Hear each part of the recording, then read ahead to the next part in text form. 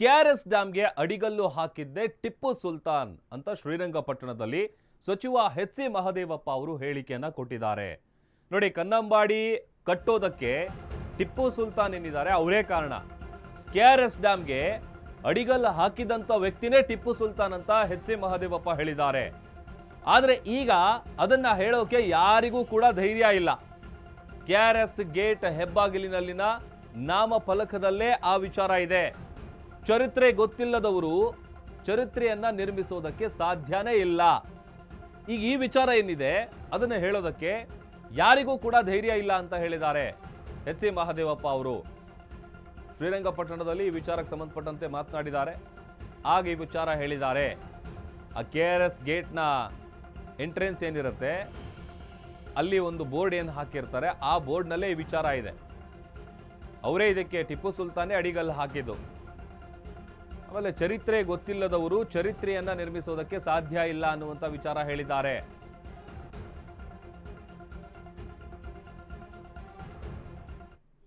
ವಂಚಿತರಾಗಿದ್ದಾರೆ, ಬದುಕಿಗೆ ಒದ್ದಾಡ್ತಾ ಇದ್ದಾರೆ. ಆ ಕಾಲದಲ್ಲೇ ಟಿಪ್ಪು ಸುಲ್ತಾನ್ ರದ್ದು ಮಾಡಿದ್ರು ದೇವದಾಸಿ ಪದ್ಧತಿಯನ್ನ. ಲ್ಯಾಂಡ್ ರಿಫಾರ್ಮ್ಸ್ ಆಕ್ಟ್ ತಂದಿದ್ರು. ಅವ್ರ ಕಾಲದಲ್ಲಿ ಇರೋರಿಗೆ ಒಂದೇ ಒಂದು ಇಂಚು ಭೂಮಿ ಕೊಟ್ಟಿರ್ಲಿಲ್ಲ. ಅವರು ಬಡವರು ಏನು ಓದ್ಕೊಂಡಿದ್ದೀನಿ ನೀನು ಕಂಟಿನ್ಯೂ ನಿಧಾನ ಬಂದಿಲ್ಲಕ್ಕೆ. ಒಂದೇ ಒಂದು ಇಂಚು ಭೂಮಿನ ಉಳ್ಳವರು ಕೊಡ್ತಿರ್ಲಿಲ್ಲ ಅವರು. ಏನ್ ಪುಟ್ಟೇಗೌಡ್ರೆ, ನೀವು ವಕೀಲರೆಲ್ಲ ಓದಿದ್ರಿ ನನಗೆ ಚೆನ್ನಾಗಿ. ಆಮೇಲೆ ಇನ್ನೇನ್ ಮಾಡಿದ್ರು ಅವರು, ಇಡೀ ಭಾರತ ದೇಶಕ್ಕೆ ಸಿರಿಕಲ್ಚರ್ನ ತಂದವರೇ ಅವರು. ಟಿಪ್ಪು ಸುಲ್ತಾನ್ ರಣರಂಗದಲ್ಲಿ ಬ್ರಿಟಿಷರ ವಿರುದ್ಧ ಹೋರಾಟ ಮಾಡಿದ ದೊಡ್ಡ ಸ್ವತಂತ್ರ ಸೇನಾನಿ. ಇದನ್ನ ಅರ್ಥ ಮಾಡ್ಕೊಂಡಿದ್ದೇನೆ. ಅವರ ಸ್ವಾಮಿಪಟ್ಟಣ ನಮ್ಮ ಸ್ವಾಮಿಗಳು ಹೇಳಿದ್ರು, ಹಿಸ್ಟಾರಿಕಲ್ ಪ್ಲೇಸ್.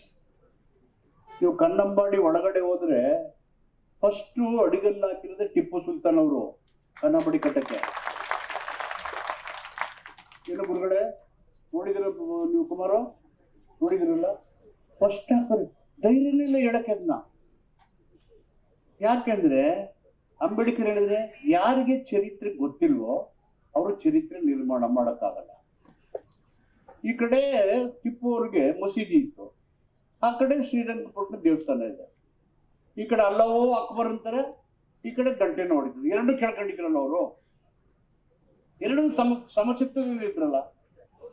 ಅವ್ರು ಮಾಡಿದ್ದೇನು? ದೇವದಾಸಿ ಪದ್ಧತಿಯನ್ನು ರದ್ದು ಮಾಡಿದ್ರು.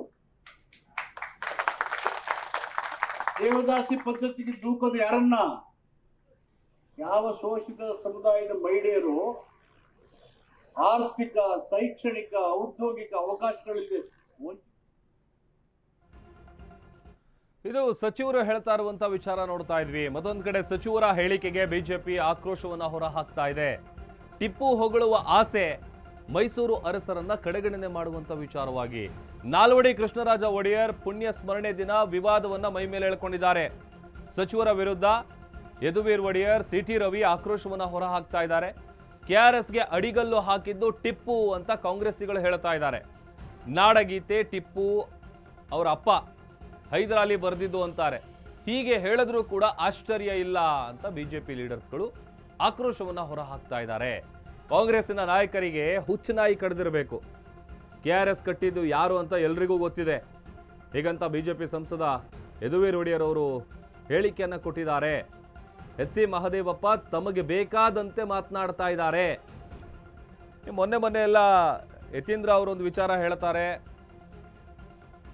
ನಾಲ್ವಡಿ ಕೃಷ್ಣರಾಜ ಒಡೆಯರ್ಗಿಂತ ನಮ್ಮಪ್ಪ ಗ್ರೇಟು, ಮೈಸೂರು ಮಹಾರಾಜರು ಕೊಟ್ಟಿರುವಂಥ ಕೊಡುಗೆಗಿಂತ ಜಾಸ್ತಿ ಕೊಡುಗೆ ಕೊಟ್ಟಿರೋ ವ್ಯಕ್ತಿ ಯಾರಾದರೂ ಇದ್ದರೆ ಅದು ಸ್ವತಃ ಸನ್ಮಾನ್ಯ ಮುಖ್ಯಮಂತ್ರಿಗಳಾದ ಸಿದ್ದರಾಮಯ್ಯ ಅವರು ಅನ್ನುವಂಥ ವಿಚಾರ ಹೇಳ್ತಾರೆ. ಸದ್ಯ ಈಗ ಈ ಕೆಆರ್ಎಸ್ ವಿಚಾರವಾಗಿ ಮಾತನಾಡಿ ಎಚ್.ಸಿ. ಮಹದೇವಪ್ಪ ಅವರು ವಿವಾದವನ್ನು ಮೈಮೇಲೆ ಎಳ್ಕೊಂಡಿದ್ದಾರೆ.